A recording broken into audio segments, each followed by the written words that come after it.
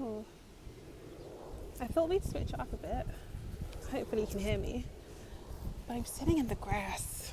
I'm sitting in the grass and I hope I don't regret it because I have hay fever. But I did take my tablets. Oh wait, I just realised it's YouTube. It's meant to be sideways anyway.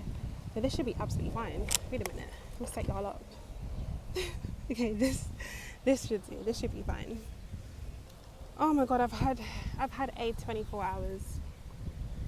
I've had a 24 hours. I'll work backwards. Just went to a beautiful aerial class. I'm not gonna lie. Where like I want all the biggest and bestest success for the studio owner at my aerial class.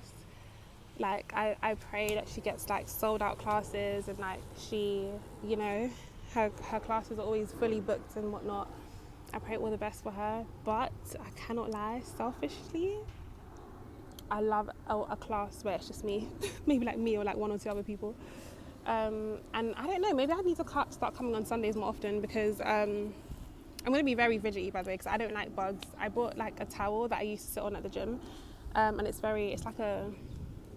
it wouldn't cover you up basically, so it's not very big, but it's enough to sit on. And I don't like creepy crawlies, so I'm going to be like looking around quite a bit. Okay, this one's not actually too bad. This is actually quite nice. And also I'm by myself in public, you know, gotta keep your eyes on. But anyway, my point basically was I had a beautiful class. It was like just me and my instructor, and I love my instructor. Like that's actually my girl. That's actually my girlie. Like she's so sweet. Like that's actually sis. And we had like a little chit chat catch up as well, which was quite nice. But I didn't upload yesterday because I literally filmed at like midnight. But I'm still gonna upload it. And I think I just kind of want to like, do you know what? Let me share something with you. Let me try find my other phone. I ended up clarifying my thoughts and, you know, getting my thoughts together about how I feel and about what I spoke about yesterday. And I basically got ChatGPT to, oh, it's cute, oh, sorry, it's a butterfly, to like summarize what I was feeling kind of thing. And I did tell myself that today I'm going to go over what like ChatGPT's advice to me, because I think like as much as like, okay, I know ChatGPT is AI, okay, it's not a human being. I'm very aware, very, very aware. However, I just feel like it is a very useful tool, okay, so, and I take what it says with a grain of salt. Like, don't get me wrong, like I'm not out here taking everything ChatGPT says for Bible, okay, like it's not, you know, but I definitely find it to be quite useful sometimes. So okay, I thought I was having some sort of identity crisis, but I'll read it. Okay, so I basically asked it to summarize what I said in like diary entry form, and I'll just share that with you. So okay, where is it? I feel like I can feel a bug. All right.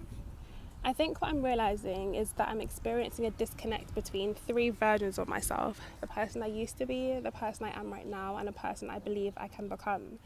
The person I used to be was naturally athletic, and to be fair, I feel like this whole thing about like sprinting, it genuinely is about sprinting, but it's also a metaphor to like literally everything in my life and a lot of like the goals and stuff I've had in other areas of my life. But we're just using sprinting as one example, but it's an example that literally just, so I'm saying sprinting, but that could also relate to like my business and so many other areas. So yeah, the person I used to be was naturally athletic, fast, ambitious, driven. I used to be seen as someone with a lot of potential. When I was younger, I didn't have to work as hard to be good at certain things. I was like already fast, already capable. I was already ahead in certain ways. So part of me kind of internalized that as identity, like this is who I am, this is what I'm naturally good at, and this is how people view me, this is how people perceive me. But now I'm 27 and I'm returning to certain spaces after years of interruption, the cult church, experiencing burnout, depression, being sedentary, and just life taking me away from the version of myself that was training, moving, building, progressing. So when I step back into the fitness space now, for example, like sprint club, going to the gym, aerial, weight loss, I'm not stepping in as a person who never stopped. I'm stepping in as a version of me who is rebuilding. But that's been hard to sit with because internally, I still remember who I was. I still remember being fast. I still remember being athletic. I still remember being the one that people were impressed by. But externally, people are only seeing who I am today. My coaches, the people around me, like they are only seeing, they don't know my full story. The PTs and everyone around me, they don't know my athletic history. They don't know the athletic version of me from years ago. Some people haven't seen me at my biggest or my lowest, so they don't understand how far I've actually come. And that's not them necessarily underestimating me on purpose. They're just responding to the version of me standing in front of them right now, as they should. But that creates frustration because I can see my potential before other people can. And I know this isn't my ceiling. I know there's more in me, but other people can only respond to the evidence that they can currently see.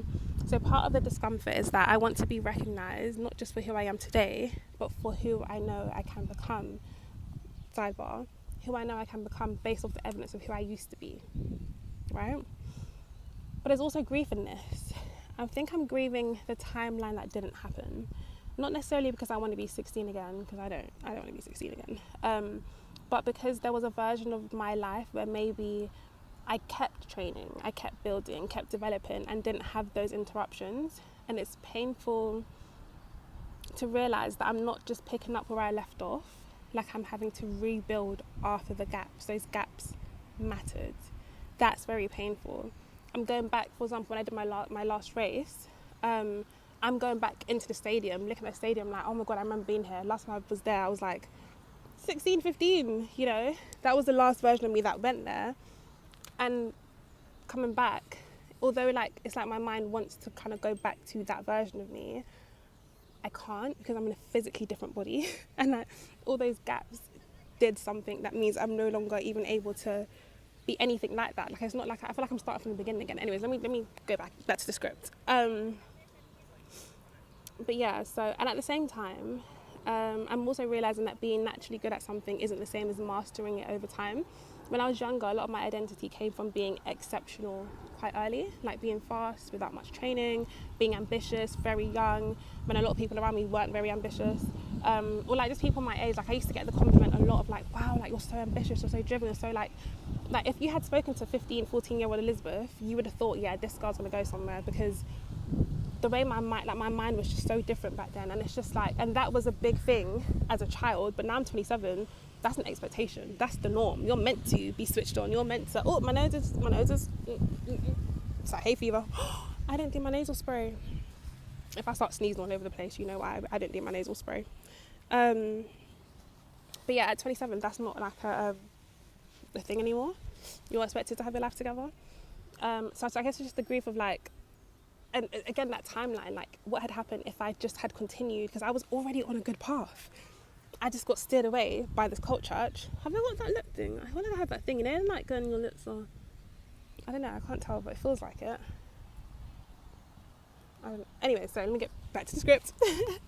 But yeah, so when I was younger, I had a lot of my identity came from being exceptional early, being fast without much training, being ambitious, young, being seen as ahead of my age.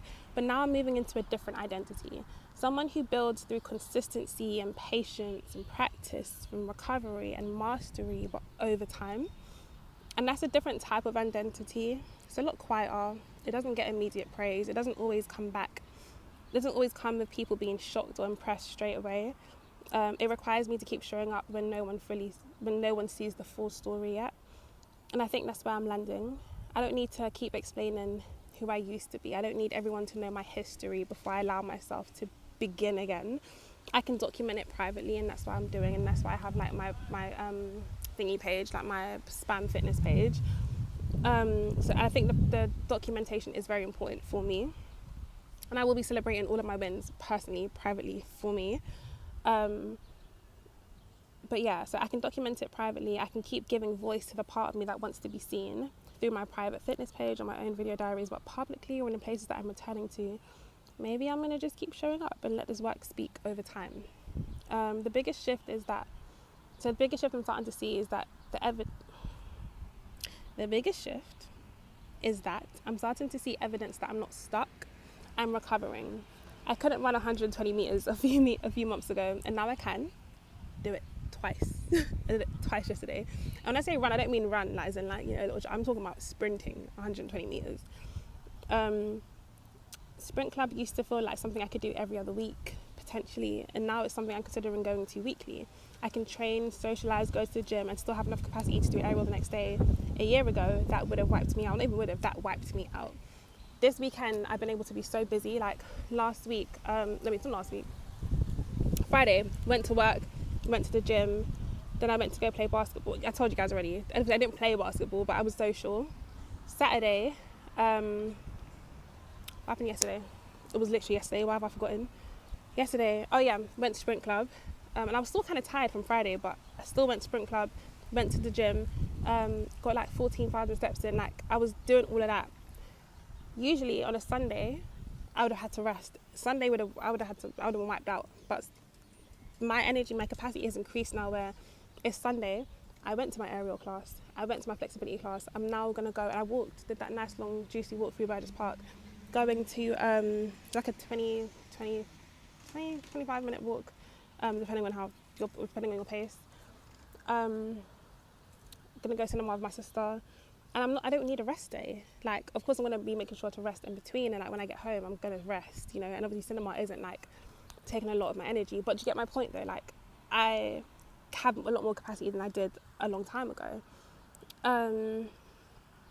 So yeah, even though I'm not where I want to be yet, I'm also not where I was, and that matters. That's very important for me to remember. I think the lesson is that my current self deserves a seat at the table. Not just my past self, who was gifted, not just my future self of who I'm trying to become, but the version of me right now is the one that's doing the rebuilding. She's the one showing up. She's the one creating the evidence. She's the one making the future version of me possible. So maybe the point isn't to prove that that I still got it. The point isn't to prove that I am who I used to be. Maybe the point is to trust that I'm becoming someone new and someone built not just on natural talent, but like on recovery, consistency, discipline, self-awareness and mastery over time. The evidence says I'm recovering, and if I keep going, more is coming, and that's very important for me to remember. I need to go because I actually have a movie to watch in like 40 minutes. So yeah, I'm gonna wrap this up, and we'll probably speak again later or tomorrow. But yeah, I think that was a very important point for me to. I think the main thing is that I need to give space for who I am right here, right now, today. I love who I was when I was younger, and I have to give myself time and grace to grieve the version of of what could have been had I not gotten caught up in the cult and everything, and things didn't play out the way they did. But I can't do anything about it, and I can't just romanticize the future version of myself to the point where I'm like pissed off at the version I am today. I have to be able to appreciate and love who I was, appreciate and love who I'm going to be, but also appreciate and love who I am right now that's showing up, that is getting better. And I think the reason why that whole thing about like the evidence shows I'm getting better is very important to me is because I've got my knees in the air, is because I remember when I was in burnout recovery, I was really scared because my capacity was going lower, and I was scared that I'd become lazy. I think because a lot of ADHDers will probably be able to relate to this. Like, we were told that we're just lazy and that's why we're not doing what we're doing. So part of me kind of thought that, okay, if I continue to rest and whatnot, what if that becomes my identity? What if I'm never able to snap back and be active again? What if I'm never going to be able to open up my business again? What if this is just who I am now? Someone who's just as everyone likes to call me, a granny. What if that's just who I am now? But the evidence says I still got it. So I'm gonna let's look at the evidence and go from there. But anyways, it is 4:47. I know the movie don't start at exactly 5:30 on the dot, but let me not take the mic. Let me just start making my way. So I'm gonna get going now. It was lovely talking to y'all. probably will chat with you later on again. I'll peep the fit. This is the fit for the day. Yup. Oh my god, look at the towel. Oh my god, my phone. Oh my god. Low-key, I want to throw this towel away because I just feel like all I can think about is all that grass. Do you know what? Let me just, yeah. Bye, y'all. I actually do have shorts under the skirt. It's like attached to the skirt. It's like, you know, the tennis skirts that has the shorts under it. I just realised from this angle it's looking like I just was wearing a mini skirt with no short straight panties. But no. The white you can see is the shorts underneath it. BTWs.